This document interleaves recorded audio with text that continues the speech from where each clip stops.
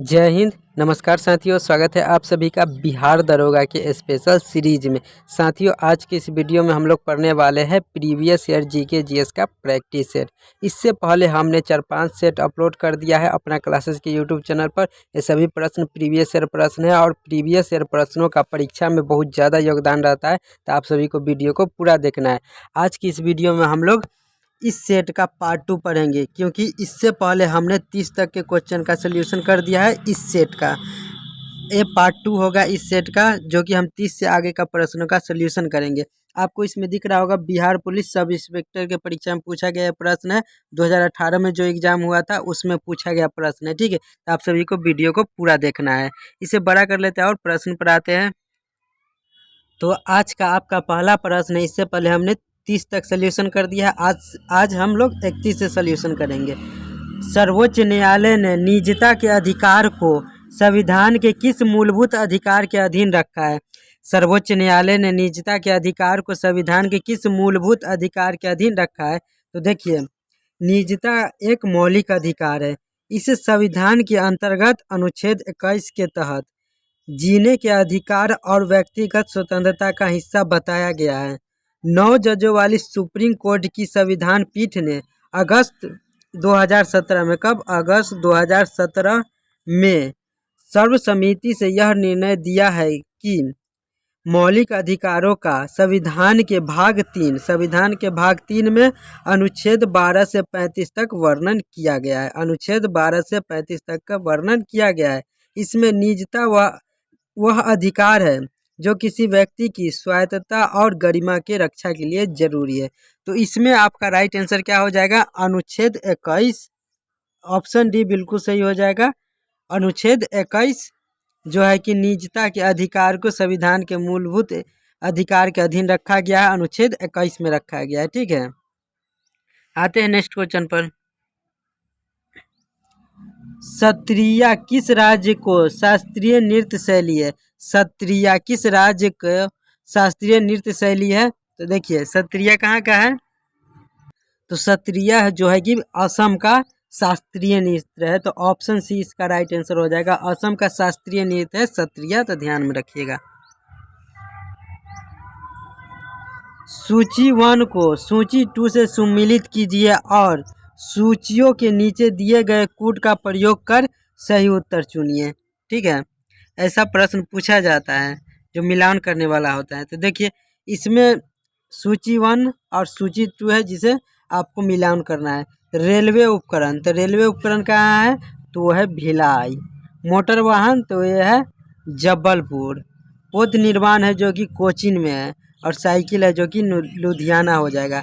तो देखिए, एक का हो जाएगा 4, एक का हो जाएगा 3। रेलवे उपकरण भिलाई है तो एक का 3 हो जाएगा, तो एक का 3 ये सही है, एक का 3। और मोटर वाहन जबलपुर यानी कि बी का 4 ये सही है, ऑप्शन ए सही हो रहा है। पौध निर्माण कोचीन, तो सी का 1 हो जाएगा, तो सी का 1 ये भी सही है। साइकिल निर्माण 2 का डी, ये भी सी, यानी ऑप्शन ए आपका राइट आंसर हो जाएगा। ऑप्शन ए कुट ऑप्शन ए है जो कि आपका राइट आंसर हो जाएगा। ठीक है,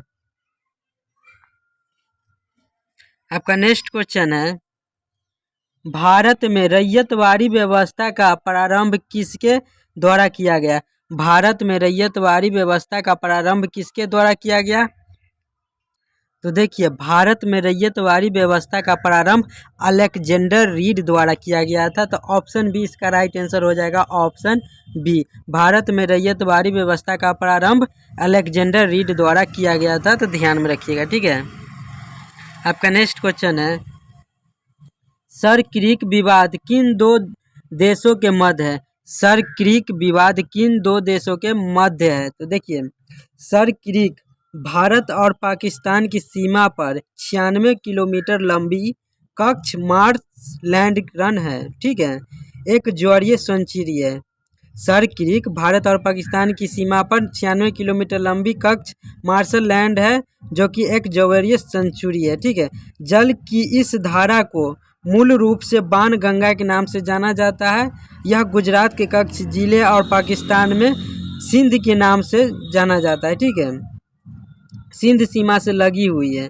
यहाँ भारत और पाकिस्तान के बीच सीमा को लेकर विवाद है। यह विवाद समुद्री रेखा की अस्पष्ट व्याख्या के कारण उपजा है। ठीक है, तो इसमें आपका राइट आंसर हो जाएगा भारत पाकिस्तान।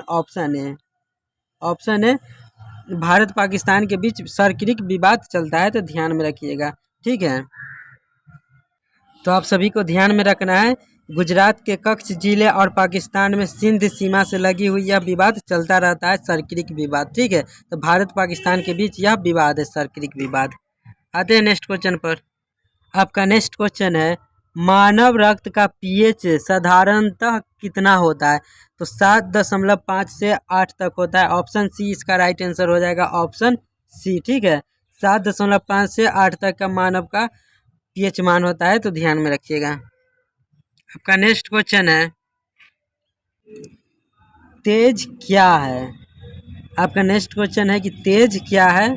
तो देखिए तेज क्या है, तो इसमें आपका राइट आंसर क्या हो जाएगा, ऑप्शन बी तेज है, जो कि डिजिटल पेमेंट ऐप है। तेज क्या है? तो एक डिजिटल पेमेंट ऐप है। तो आप सभी को ध्यान में रखना है कि तेज एक है digital payment app. Option B इसमें राइट आंसर हो जाएगा।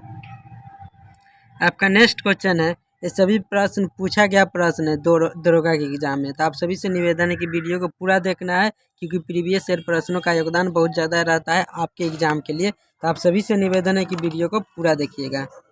आपका नेक्स्ट क्वेश्चन है, संस्थाएं और संघ बनाने का अधिकार किस प्रकार का अधिकार है? संस्थाएं और संघ बनाने का अधिकार किस प्रकार का अधिकार है?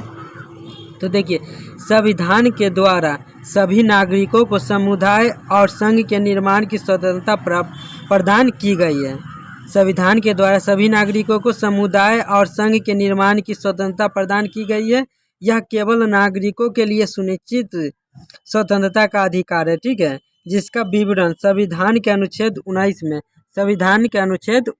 में द्वारा मतलब कि दिया गया है। संविधान के अनुच्छेद 19 में दिया गया है, मूल स्वतंत्रता प्रदान की गई है।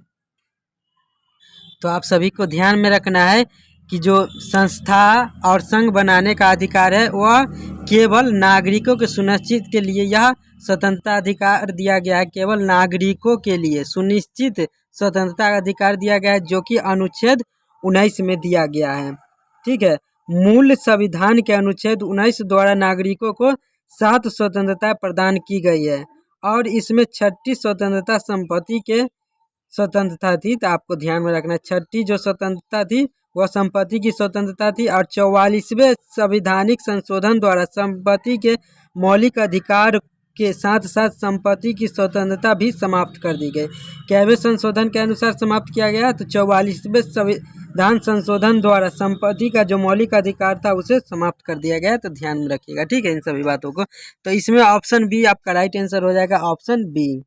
केवल नागरिकों के लिए सुनिश्चित स्वतंत्रता का अधिकार है। ठीक है, आपका नेक्स्ट क्वेश्चन है,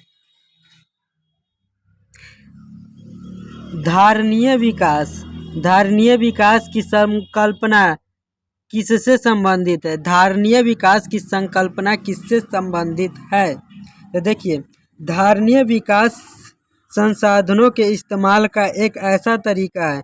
धारणीय विकास संसाधनों के इस्तेमाल का एक ऐसा तरीका है जो स्थानीय निवासियों, आदिवासी के हितों और पर्यावरण को सुरक्षित रखते हुए मनुष्य की आवश्यकताओं को पूर्ति करता है। ठीक है, तो इसमें आपका राइट आंसर हो जाएगा सामाजिक साम्य है। धारणीय विकास की संकल्पना किससे संबंधित है? तो सामाजिक साम्य से संबंधित है। ऑप्शन सी बिल्कुल सही हो जाएगा। आपका नेक्स्ट क्वेश्चन है, नागल किसके लिए जाना जाता है? नागल किसके लिए जाना जाता है? तो इसमें आपका राइट आंसर हो जाएगा उर्वरक के लिए जाना जाता है। नागल किसके लिए जाना जाता है? तो उर्वरक के लिए जाना जाता है। आपको ध्यान में रखना है। निम्नलिखित में से कौन सा गैसीय वायु प्रदूषण नहीं है? ये 4 ऑप्शन दिया गया, इसमें से कौन गैसीय वायु प्रदूषण नहीं है? तो इसमें आपका राइट आंसर आप सभी को पता होगा कि गैसीय वायु प्रदूषण धुआं नहीं है। ठीक है, बाकी बात तो सब गैसीय प्रदूषण ही है। इसमें ऑप्शन डी धुआं बिल्कुल सही हो जाएगा, जो कि गैसीय प्रदूषण नहीं है। निम्नलिखित में से किन्हें ऊर्जा संग्रहण के लिए प्रयोग किया जा सकता है? निम्नलिखित में से किन्हें ऊर्जा संग्रहण के लिए प्रयोग किया जा सकता है? तो देखिए, संधारित्र का ऊर्जा संग्रहण के लिए इस्तेमाल किया जा सकता है। ठीक है, संधारित्र में संग्रहित ऊर्जा, यह ऊर्जा विद्युत क्षेत्र के रूप में होता है। संधारित्र या कैपेसिटर विद्युत परिपथ में प्रयुक्त होने वाला 2 सिरों वाला एक प्रमुख अवयव होता है। संधारित्र की धारिता की मात्रा क्या होता है? तो फैराडे होता है। तो ध्यान में रखिएगा, संधारित्र की धारिता का मात्रक फैराडे होता है। एक पिको फैराडे में 1012 फैराडे होता है। तो आपको ध्यान में रखना है कि एक पिको फैराडे में 1012 फैराडे होता है, आपको ध्यान में रखना है। तो इसमें आपका राइट आंसर क्या हो जाएगा? केवल 4। ऑप्शन ए आपका राइट आंसर हो जाएगा, केवल 4, जो कि संधारित्र है। संधारित्र का प्रयोग ही है जो कि केवल ऊर्जा संग्रहण के लिए इसमें से किया जा सकता है। तो इसमें आपका राइट आंसर क्या हो जाएगा? केवल 4 यानी संधारित्र। ठीक है, इसका ऐसा मात्रक फैराडे होता है, तो ध्यान में रखिएगा। संधारित्र का ऐसा मात्रक फैराडे होता है और एक पिको फैराड में 1012 फैराडे होता है। निम्न वक्तव्यों पर विचार कर सही उत्तर का चयन कीजिए। यानी ये कथन दिया गया है, इस पर विचार करके सही कथन का उत्तर देना है। ठीक है, तो पहला कथन है ऑप्शन ए में, हिमालय से निकलने वाली नदियाँ 12मासी नदियाँ है। हिमालय से निकलने वाली नदियाँ 12मासी नदियाँ है। ठीक है, इसका तर्क देखते हैं। इसका तर्क दिया हुआ है, हिमालयी नदियों का उद्गम स्रोत हिमानियों में स्थित है। हिमालयी नदियों का उद्गम स्रोत हिमानियों में स्थित है। तो देखिए, इसमें दोनों कथन बिल्कुल सही है। ऑप्शन इसमें आपका राइट आंसर ऑप्शन ए हो जाएगा। कथन ए और आर दोनों सही है और आर ए की पुष्टि करता है। जो कथन आर यानी तर्क आर दिया गया है, कथन ए की पुष्टि करता है। तो ऑप्शन ए बिल्कुल सही हो जाएगा। आते हैं नेक्स्ट क्वेश्चन पर। आपका नेक्स्ट क्वेश्चन है,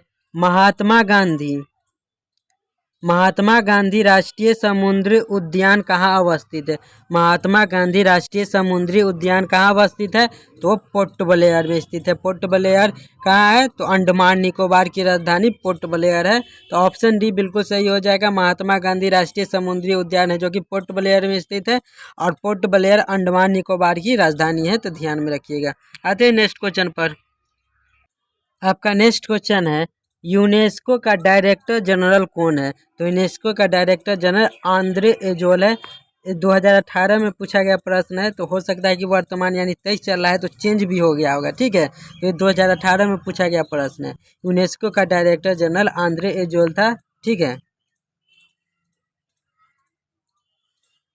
पौधे मिट्टी में घुले हुए नाइट्रेट को अवशोषित करते हैं तथा उन्हें परावर्तित करते हैं।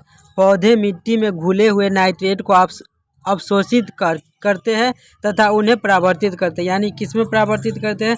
तो देखिए, नाइट्रोजन सहित फास्फोरस एवं पोटेशियम को पौधे मिट्टी से प्राप्त करते हैं। इनकी पौधों को काफ़ी मात्रा में ज़रूरत रहती है। यानी नाइट्रोजन, फास्फोरस और पोटेशियम को भारी मात्रा में पौधों की ज़रूरत रहती है। इन्हें प्रमुख पोषक तत्व कहा जाता है। पौधे नाइट्रेट का अवशोषण कर उन्हें मुक्त नाइट्रोजन में परावर्तित करता है। नाइट्रेट का अवशोषित करके उसे मुक्त नाइट्रोजन में परावर्तित कर देता है। नाइट्रोजन सभी जीवित ऊतकों यानी जड़, तना, पत्ती की वृद्धि और विकास में सहायक होता है।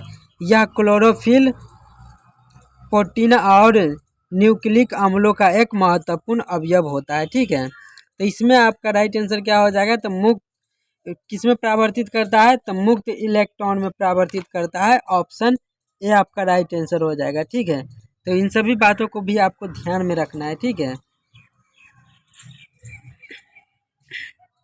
आपका नेक्स्ट क्वेश्चन है, निम्नलिखित में से कौन सा मोबाइल ऐप केंद्रीय प्राचीन विकास मंत्रालय द्वारा सड़कों के रखरखाव हेतु बनाया गया है? निम्नलिखित में से कौन सा मोबाइल ऐप केंद्रीय प्राचीन विकास मंत्रालय द्वारा सड़कों के रखरखाव हेतु बनाया गया है। तो इसमें आपका राइट आंसर क्या हो जाएगा? आरंभ। आरंभ है जो कि ऐप बनाया गया है सड़कों की रख रखाव के लिए। तो ऑप्शन ए आपका राइट आंसर हो जाएगा आरंभ। आरंभ क्या है? तो एक ऐप है जो कि केंद्रीय प्राचीन विकास मंत्रालय द्वारा सड़कों के रख रखाव हेतु बनाया गया है, आरंभ ऐप। ठीक है, तो ऑप्शन ए आपका राइट आंसर हो जाएगा। आते हैं नेक्स्ट क्वेश्चन पर। आपका नेक्स्ट क्वेश्चन है NSDL का पूरा नाम क्या है? NSDL का पूरा नाम क्या है? तो NSDL का पूरा नाम है नेशनल सिक्योरिटीज डिपॉजिट लिमिटेड। तो इसमें आपका राइट आंसर ऑप्शन डी हो जाएगा। Option D national securities deposit limited है जो कि NSDL का पूरा नाम है। तो ऑप्शन डी बिल्कुल सही हो जाएगा। ऑप्शन डी ध्यान में रखिएगा। ठीक है, नेशनल सिक्योरिटीज डिपॉजिट लिमिटेड। आपका नेक्स्ट क्वेश्चन है युवा जो कि प्रधानमंत्री कौशल विकास योजना के अंतर्गत एक कौशल विकास कार्यक्रम है। युवा जो कि प्रधानमंत्री कौशल विकास योजना के अंतर्गत एक कौशल विकास कार्यक्रम है, किसके द्वारा प्रारंभ किया गया है? तो ये प्रारंभ किया गया है दिल्ली पुलिस द्वारा। ठीक है, तो इसमें दिल्ली पुलिस, ऑप्शन डी इसका राइट आंसर हो जाएगा। ऑप्शन डी बिल्कुल सही हो जाएगा। दिल्ली पुलिस द्वारा ही युवा लॉन्च किया गया है प्रधानमंत्री कौशल विकास योजना के अंतर्गत। ठीक है, दिल्ली पुलिस द्वारा। आपका नेक्स्ट क्वेश्चन है भारत के किस राज्य में सर्वाधिक सिंचाई ट्यूबवेल द्वारा की जाती है? भारत के किस राज्य में सर्वाधिक सिंचाई ट्यूबवेल द्वारा किया जाता है? तो जो है कि उत्तर प्रदेश राज्य में। इसमें आपका राइट आंसर क्या हो जाएगा? उत्तर प्रदेश राज्य में ही सर्वाधिक सिंचाई ट्यूबवेल द्वारा किया जाता है। तो ऑप्शन सी इसका राइट आंसर हो जाएगा, उत्तर प्रदेश में। ठीक है, तो ध्यान में रखिएगा आप सभी। आपका नेक्स्ट क्वेश्चन है कौन सा विटामिन रक्त का थक्का बनाने में के लिए आवश्यक है? कौन सा विटामिन रक्त का थक्का बनाने के लिए आवश्यक होता है? तो आप सभी को पता होगा कि विटामिन के है जो कि रक्त का थक्का बनाने के लिए उत्तरदायी होता है। ऑप्शन सी आपका राइट आंसर हो जाएगा, विटामिन के। निम्नलिखित में से किस सिख गुरु ने गुरुमुखी लिपि की शुरुआत की थी? ये चार ऑप्शन देगा, इसमें से कौन सिख है जो कि गुरुमुखी लिपि की शुरुआत की थी? तो गुरु अंगद देव जो थे उन्होंने ही गुरुमुखी लिपि की शुरुआत की थी। तो ध्यान में रखिएगा, गुरु अंगद देव। ऑप्शन ए आपका राइट आंसर हो जाएगा, गुरु अंगद देव द्वारा ही गुरुमुखी लिपि की शुरुआत की गई थी। ठीक है, निम्नलिखित में से कौन सा संविधान संशोधन राष्ट्रपति को किसी भी मसले को पुनः विचार करने के लिए मंत्रिमंडल को भेजने की शक्ति प्रदान करता है? निम्नलिखित में से कौन सा संविधान संशोधन राष्ट्रपति को किसी भी मसले को पुनः विचार के लिए मंत्रिमंडल को भेजने की शक्ति प्रदान करता है? तो देखिए, 42वें संविधान संशोधन द्वारा यह जोर दिया गया कि राष्ट्रपति मंत्रिमंडल के निर्णय को स्वीकार करने से पूर्व मंत्रिमंडल से उस पर पुनः विचार करने का आग्रह कर सकता है।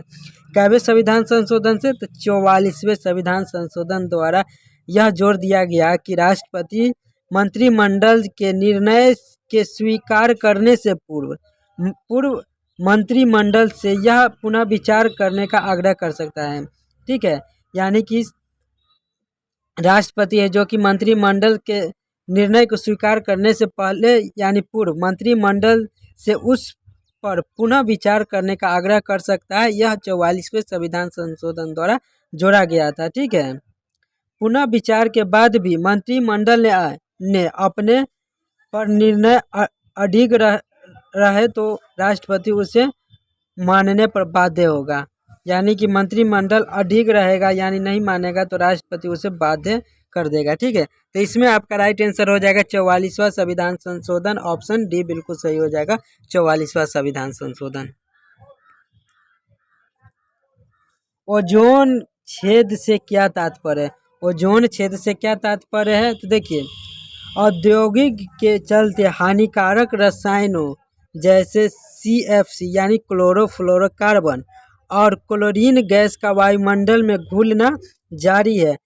इनके कारण ओजोन परत को खतरा पैदा हो गया है, क्योंकि ये रसायन और गैस ओजोन मंडल में पहुंचकर ओजोन को ऑक्सीजन में विघटित कर देते हैं, जिससे ओजोन परत का दक्षिणी ध्रुव जो है कि क्षरण होते जा रहा है, यानी अपक्षय होते जा रहा है और उसमें छेद हो गया है। ठीक है। सबसे पहले FM रोलैंड ने ओजोन में छिद्र होने की जानकारी दी थी। तो सबसे पहले किसने ओजोन में छिद्र होने की जानकारी दी थी? तो FM रोलैंड ने द्वारा यह बताया गया था सबसे पहले कि ओजोन परत में छिद्र हो गया है। निम्सह उपग्रह 7 उपग्रह ने ओजोन छिद्र की उपस्थिति दर्ज की है। किसने? निम्सह 7 यानी निम्सह 7 उपग्रह ने ओजोन छिद्र की उपस्थिति दर्ज की है। ठीक है। तो इसमें आपका राइट आंसर क्या हो जाएगा? इसमें आपका राइट आंसर देखिए क्या हो जाएगा। तो क्षोभ मंडल में ओजोन परत का कम होना, ऑप्शन बी बिल्कुल सही हो जाएगा। क्षोभ मंडल में ओजोन परत का कम होना, ओजोन में छेद का तात्पर्य क्या है? तो क्षोभ मंडल में ओजोन परत का कम होना। तो क्वेश्चन समाप्त हो गया है आज का। अब जो क्वेश्चन बचा हुआ है इस सेट में, उसको हम अगले वीडियो में कवर करेंगे। ठीक है। तो आज के लिए बस इतना ही रहने देते हैं। वीडियो कैसा लगा और आपको किस टॉपिक पर वीडियो कंटिन्यू चाहिए, एक छोटा सा प्यारा सा कमेंट करके बता दीजिएगा। मिलते हैं नेक्स्ट वीडियो में। अगर आप भी चैनल पर नए हैं तो चैनल को सब्सक्राइब जरूर कर दीजिएगा। जय हिंद।